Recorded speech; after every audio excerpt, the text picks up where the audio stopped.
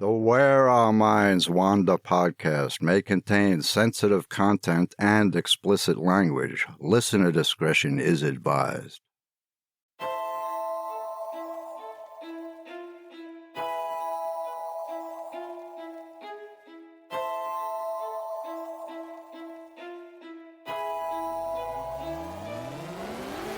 Greetings, fellow wanderers, to the places our minds wander. The house at the end of the dirt road, where disembodied voices whisper and strange sounds make the living shiver. Where shadows lurk at the edge of the woods, just outside your back door. And mysterious lights speed beyond reason across the clear night sky. Odd events throughout time that lead you down the rabbit hole. I'm Wes. And I'm Beth. And this is Where Our Minds Wander. Hello and welcome to Where Our Minds Wander, all you fellow wanderers. Hello, everyone. We hope you all had a spooky good time on Halloween. We have some exciting news. We are now on YouTube, so you can listen to us there if you choose to. And subscribe to our channel if you want. And while you're online, if you haven't checked us out on Facebook yet, you might want to do that too. So that's about it for housekeeping tonight. So, Beth, what are you talking about tonight?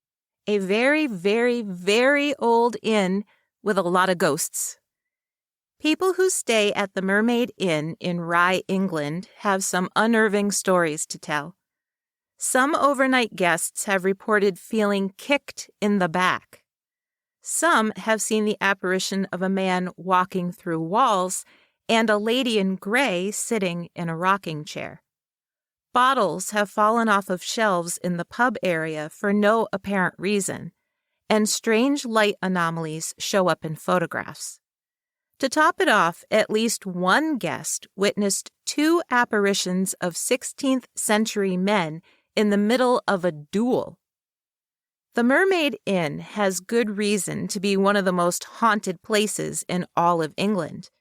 The original pub and rooming house has been there since the year 1156. Made of lath and plaster, wattle and daub, the original Mermaid Inn was a popular medieval alehouse that brewed its own ale and rented out rooms for a penny.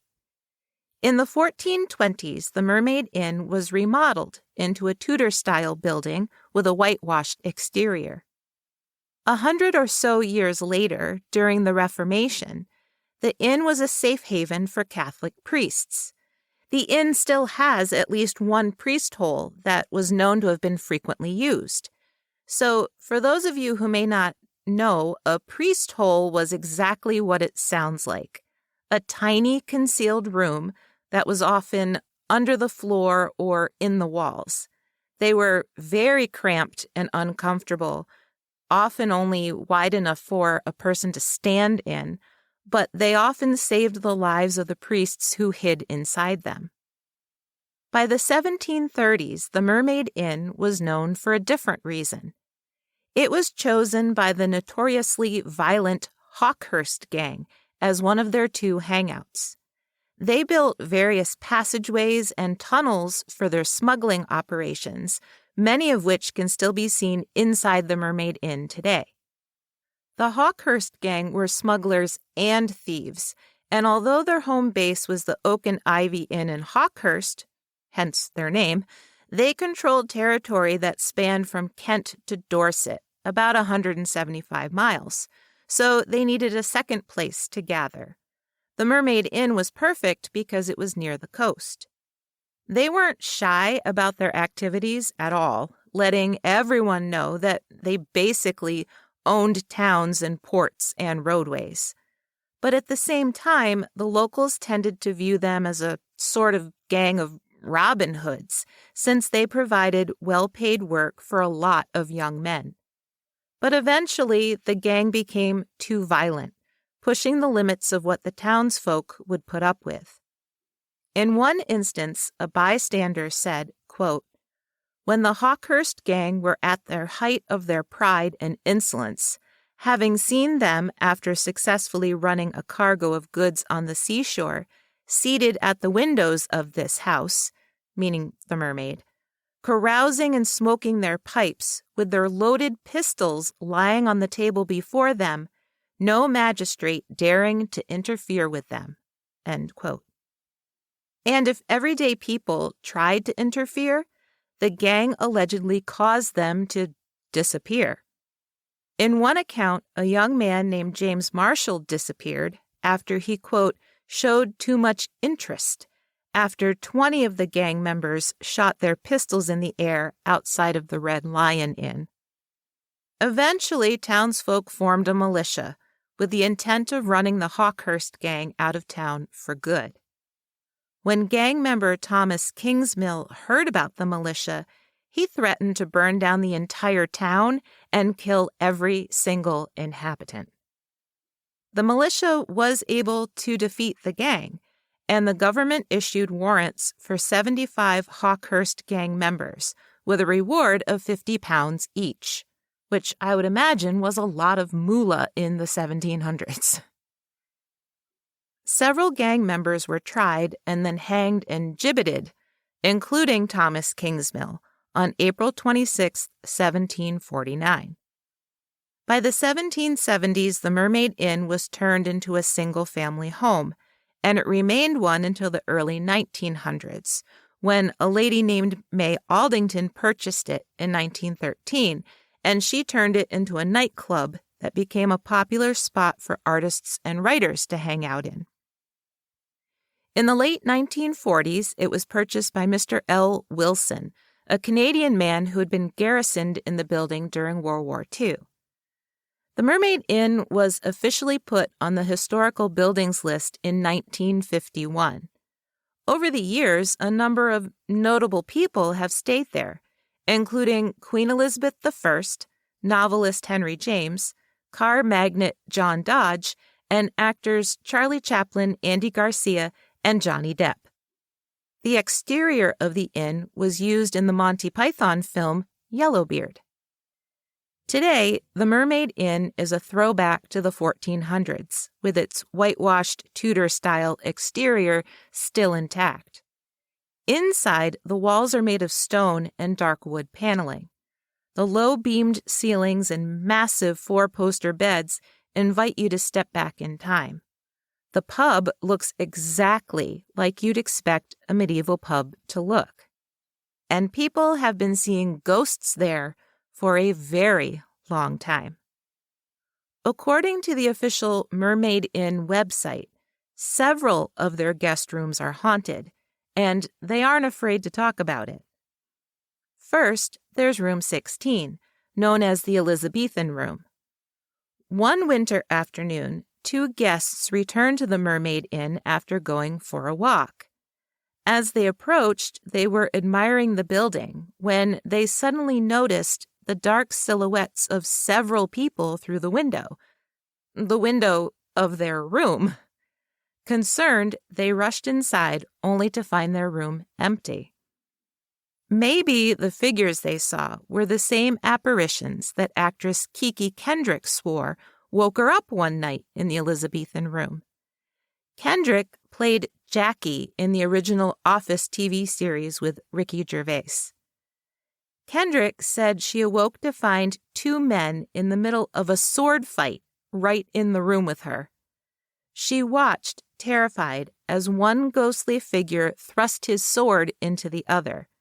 She insisted that she watched as the winner of the fight threw the body of his wounded opponent down a flight of stairs that didn't actually exist. The even freakier thing is that there are actually stairs in the Elizabethan room, but they're secret ones that you can't see from the room itself unless you know they're there. They're one of the many concealed exits built by the Hawkhurst gang, and they lead directly down to the bar. Another guest actually caught what appears to be a ghostly duel on camera. The footage shows what looks like the movement of swords from across the room and the dark, shadowy figure of a man standing in the corner. The guest also later sent still photographs to the inn that also show what appears to be the same shadowy figure in the room. Despite trying to recreate the Shadow Man themselves, hotel staff claimed that they couldn't recreate it. The James Room and the Nutcracker Suite seem to share the same spirit, a lady in white, or sometimes she's a lady in gray. People staying in both rooms have reported waking up to watch her cross the room, stoop over the bed, then continue on her way across the room and through a closed door. Or they see her sitting in a chair in the corner of the James Room, next to the fireplace. Guests who haven't seen her have reported other strange things about the chair in the James Room. Specifically, they left their clothes on the chair overnight, and when they awoke the next morning, their clothes were where they left them, but now they were soaking wet. It hadn't rained during the night, none of the windows were open, and there was no sign of a leaking ceiling to explain it. But the James Room may also be where an entire family of spirits like to hang out. One guest reported that he woke up in the middle of the night to the apparitions of 2 adults and a child crossing the room. He knew instinctively that they were a family, and they disappeared through a wall. However, those aren't the only allegedly haunted rooms. The King's Mill, named after Hawkhurst gang member Thomas Kingsmill, he was the one that threatened to burn down the whole town and kill everyone, and the Hawkhurst Suite are also both very active rooms. Chambermaids reportedly won't go into the Kingsmill room alone to make the beds. Several have claimed that the room has both hot and cold spots they can't explain. They also can't explain why the rocking chair in the room sometimes rocks by itself. The chair became such an issue that it had to be removed from the room completely. An American family were staying in the Hawkhurst Suite when the mom woke up to the sensation of someone sitting down on the edge of her bed. When she looked over, she clearly saw the apparition of a man in old-fashioned clothes. She was so freaked out that she literally dragged the single mattress into the adjoining room where her sons were sleeping, and she spent the rest of the night on the floor. Another couple left their room in the middle of the night, choosing to sleep in a downstairs open lounge area instead. They were staying in the fleur-de-lis room when they woke up to the apparition of a man coming out of the bathroom wall and then walking across their room. They were so freaked out that they refused to go back in the room the following morning to get their stuff. They asked a hotel staff member to go get it for them.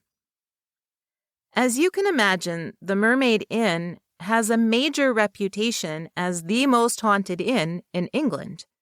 So it's natural that paranormal TV crews have done some shows there.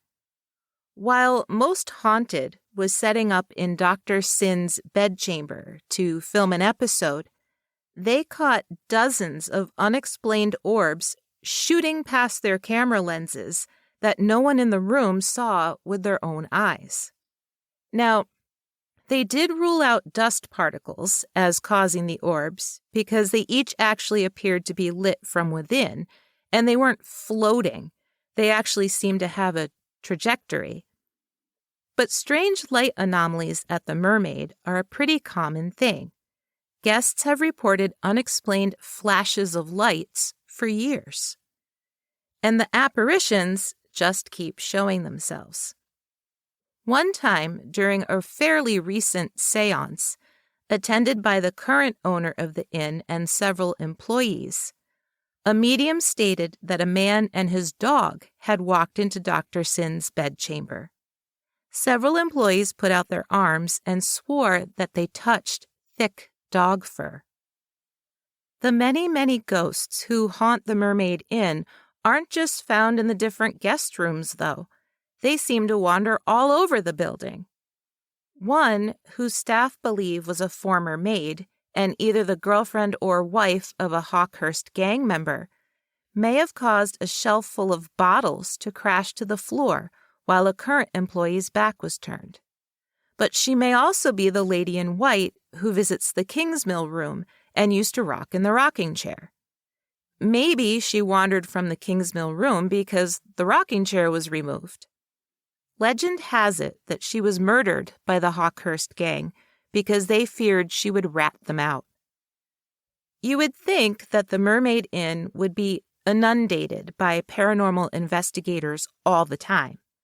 But the truth is, most people who come to stay there are simply there because the building is so historic, and it's really, really cool.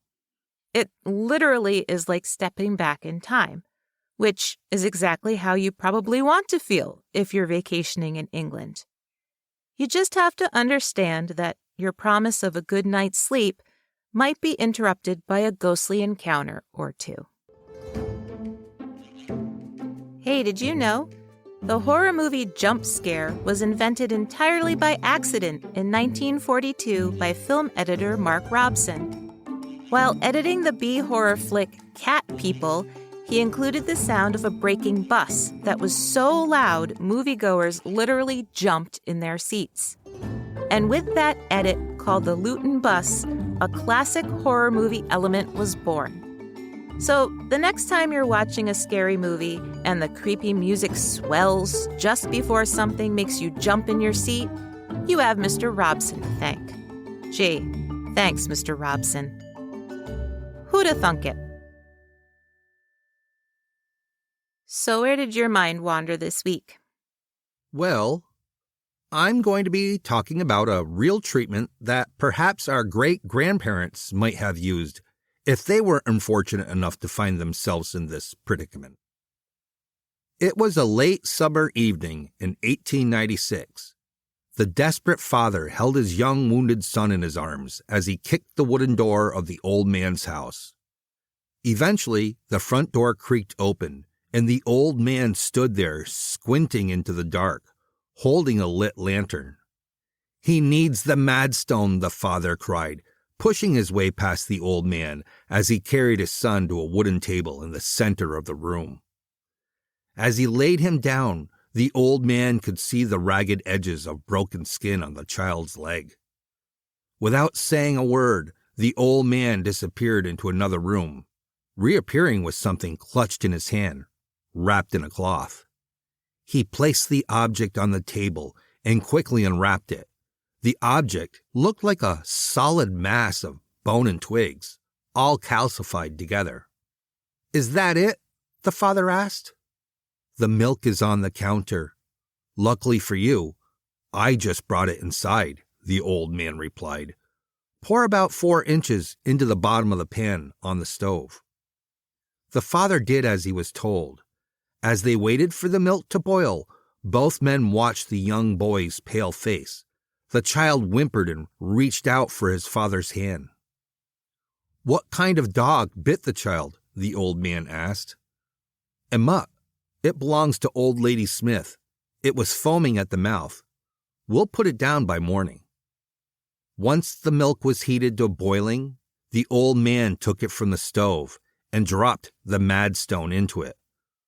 Once it was soaked through, the old man removed it with his bare, calloused hand and placed it directly on the dog bite. As the child squirmed, the father watched as the Madstone adhered itself to the wound. "How long?" the father asked. "As long as it takes," the old man replied. The minutes ticked by until an hour or more had passed. Suddenly, the Madstone fell from the wound and landed with a thunk on the table. The old man picked it up and threw it back into the milk that he had been reheating on the stove, and stood over the pan until the milk drew the poison from the stone, turning the liquid green. On the table, the young boy stirred. "He'll be fine now," the old man said. "But come back first thing tomorrow. We'll do it again. Rabies won't take your young'un." The old man carefully rewrapped his Madstone that was handed down from his great-grandfather and put it back in its cloth. He smiled. "It works every time." Madstones. It sounds like some sort of made-up sorcery, doesn't it? A magical stone that can draw poisons like rabies and snake venom from open wounds? But from the mid-1800s all the way up to the early 1950s, people all over the United States used mad stones. They're very real, and most of the time they actually worked. There are hundreds of documented accounts in both newspaper articles and doctors' journals about them. So, what exactly is a mad stone and where did they all go? Well, the first use of mad stones, also called bazours, go as far back as the 15th century in Europe. Queen Elizabeth I allegedly wore one around her neck, but they were originally used in Arab countries as far back as the 700s. The word bazour means antidote in Persian. Bazours, or mad stones, aren't technically stones at all, at least not the kind made out of rock. They're actually balls of milk, seeds, plants, and animal hair that have calcified inside the stomach of a deer, sheep, goat, horse, or walrus. They come in all shapes and colors, although most are white or tan and close to round in shape. For centuries, hunters would search inside the stomachs of animals that they had killed in hopes of finding one. If they were lucky enough to find one, it would be passed down from generation to generation because they were so sought after. Some families even polished their mad stones to make them more round or smooth. They were never given away because they were so important. And why wouldn't they be? Because they were the only known antidote for rabies and snake venom at the time. Even Abraham Lincoln believed in their poison-extracting abilities. In 1859, he brought his son Robert to a known madstone owner for treatment after Robert had been bitten by a dog. Lincoln was living in Indiana at the time, and the previous year, Terre Haute had made national headlines for being a hot spot for madstone owners. The editor of the Terre Haute Daily Union even convinced the city council to purchase a madstone so everyone in town had access to one. The editor, whose last name was Brown, had read about madstones in the Mount Pleasant Journal out of Iowa. The journal had run an article about a settler named Seth Stanton, who swore he had been bitten on both ankles by a rabid wild cat near the Missouri border. Stanton and his wife traveled all the way to Terre Haute to find someone with a madstone. Luckily, he found someone who had one in Alton, Illinois, a full 8 days into his journey. Stanton claimed that his leg had already turned, quote, spotted like a leopard, and it was green in color. According to his account, he didn't drink any water for the next 8 days while the madstone was applied to his wounds. He said it stuck, quote, like a leech until it was gorged with the poison. Then it fell off, end quote. Then his wound was cleaned with salt, sweet milk, and water. After 8 days of the madstone treatment, his leg was 100% recovered. As Stanton put it, the madstone had saved him from the jaws of death. So, you can see why Brown wanted the Terre Haute City Council to have a madstone for everyone's personal use. Now, understandably, madstones quickly became available all over the U.S., but especially in Missouri, Alabama, Indiana, and Texas. And of course, there were many entrepreneurs who took advantage of their popularity, claiming they had the original poison extractors that you could buy for a very, very low price. But real madstones, authentic ones, had traditions tied to them that made them work far better than the ones being sold by hucksters. Authentic madstones, like I said before, were found in the stomachs of various animals. But ones found in the stomachs or intestines of a white deer were highly prized. They were passed down through generations. The older they were, the better they were. And those who owned them never charged a cent to use them. One authentic madstone was owned by Thomas Murphy in Troy, Alabama, in 1899. The Troy Messenger published several articles about all of the people who traveled to Troy just to see him and use the Madstone. He helped anyone who was bitten by dogs, snakes, and other suspected rabid animals. There was also a man named W.F. Clarkson of Mercer County, Kentucky. His Madstone had been successful in a reported 59 cases in 1887. His stone saved the life of a nun whose dog had been bitten by another rabid dog. When she was trying to comfort her own dog, some of the animal's saliva had gotten into a scratch on her hand. Terrified of contracting rabies herself, she went to Clarkson for help.